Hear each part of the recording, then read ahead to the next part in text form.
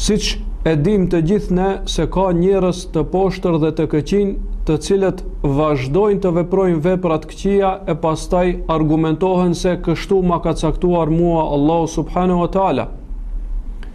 Andaj pika e radhës thot se argumentimi me kader mund të argumentohesh me caktimin e Allahut subhanahu wa taala për fatkeqësi, për gjëra siç janë smundjet dhe gjëra tjera për të cilat ti nuk ke liri të zgjedhjes. Ndodh një fatkeqësi, nuk ka pas mundësi që të zgjedhish ti të ikësh asaj. Në këtë rast thua qaderallah, Allahu e përcaktoi, argumentohesh me këtë, argumentohesh me kaderin e Allahut subhanahu wa taala. Mirë po, në gjërat në të cilat Allahu të ka lënë të lirë të zgjedhish, dhe ti ke mundësi që ta zgjedhish të mirën ose të keqen, në momentin që të ofrohet një gotë raki për shembull, të ofrohet gota e rakis, ti ke mundësi ta refuzosh.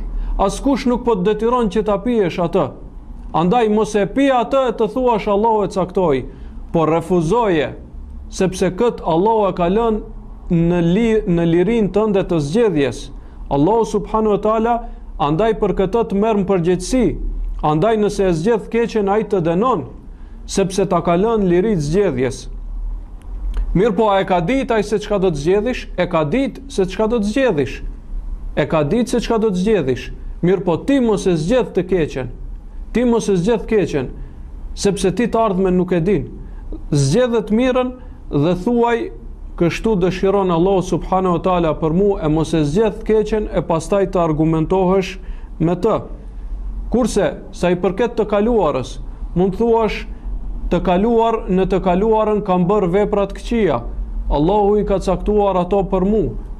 Allahu e ka ditë se i ka vepruar se do t'i veprosh, nuk të ka detyruar që t'i veprosh dhe i ka shkruar për ty.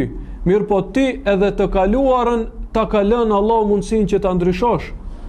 Paramendo mëshira e Allahut subhanahu wa taala, të ka dhënë mundësi që ta ndryshosh edhe të kaluarën. Është shkruar se ti ke bërë vepra të këqija. Tamam, veprat e këqija janë regjistruar për ty. Mirë po, Allahu ta ka lënë derën e pendimit hapur. Pendohu, Allahu nuk të dënon për ato të këqija që i ke vepruar në të kaluarën.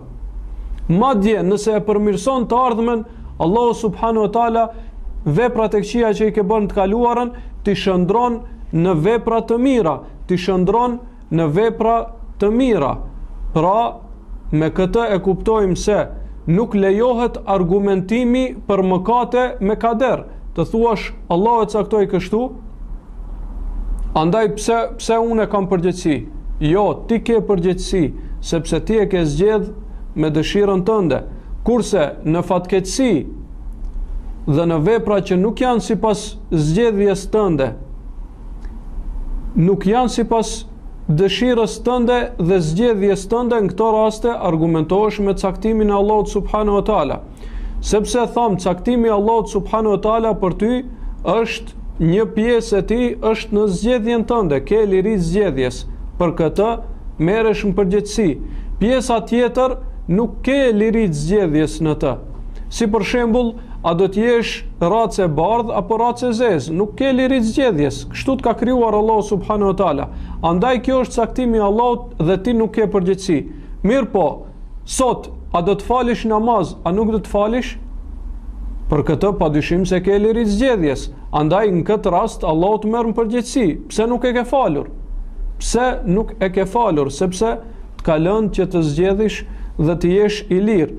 Dhe sikur mos të ishe i lirë dhe të detyronte, atëherë nuk do të kish nevojë për shpërblim dhe dënim. Pra, si rezume në fund, lejohet të thuash kështu dëshiroi Allahu në çështjet në të cilat nuk ke liri të zgjedhjes.